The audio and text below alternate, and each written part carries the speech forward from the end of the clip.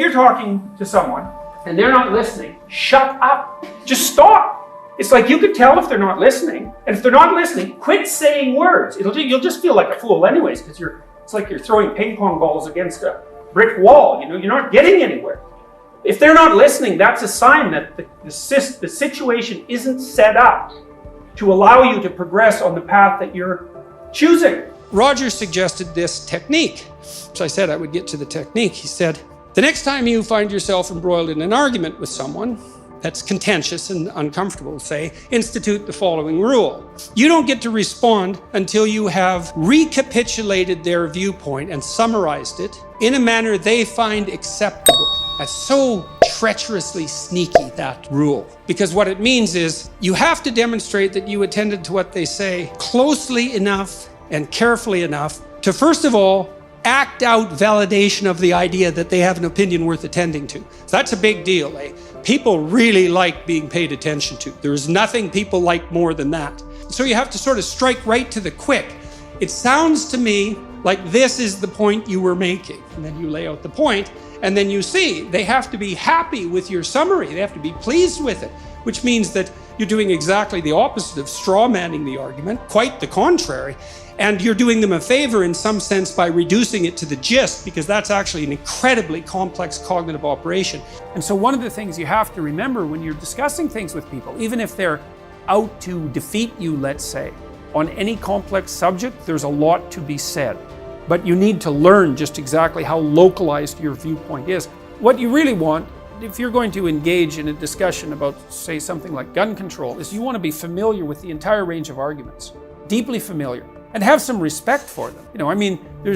It's pretty clear that guns kill people. They're dangerous. They're not arguments. They're just perceptual biases. That's one way of thinking about them. But then it's also not self-evident that the only entities that should be allowed to be dangerous are the state entities. So there's things that can be said that are intelligent across that entire line of that entire distribution of opinion.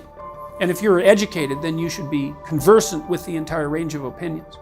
Now, the alternative is to believe that you're wise enough to detail out explicit arguments that you don't agree with, and to ignore that, and to wall yourself off from that, and to not have it affect you at the same time that you're maintaining your original beliefs. You can just forget that. You just do not have the capacity to do that. If you deceive other people habitually, you will corrupt your own vision. And that's a very bad idea.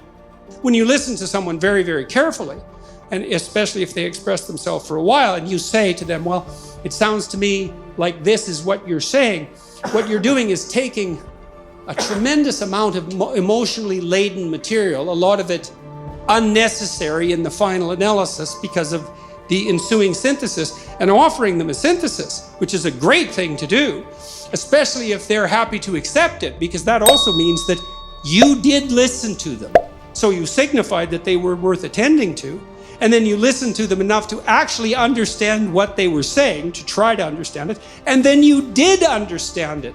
And then they're way happier with you, even if you're arguing with them, because at least now they know they can rely on you to be a reliable listener, and that you're not trying to, you know how it is when you're arguing with someone, there's a part of you that really wants to win. It's like, I'm right, you're stupid and wrong. And so the best way for me to demonstrate that is to warp and bend your argument in make it trivial in some way it isn't, especially if it's directed to some degree at like elucidating my character flaws and to minimize you in doing so. And that's not a great road to peace unless you're willing to bring a big club to the argument, and many people are. And instead of listening and trying to make peace and sort things out, they'll use all sorts of subtle forms of suppression in their ensuing dialogue just to keep everything, under the rug or in the closet. I wouldn't recommend that as a medium to long-term strategy, especially if you're trying to bring peace to a household. You have to go through this horribly painful process of listening to the people around you tell you what they think of their lives. And if you do that, then, well, maybe you can all come to a place that is characterized by something approximating genuine peace.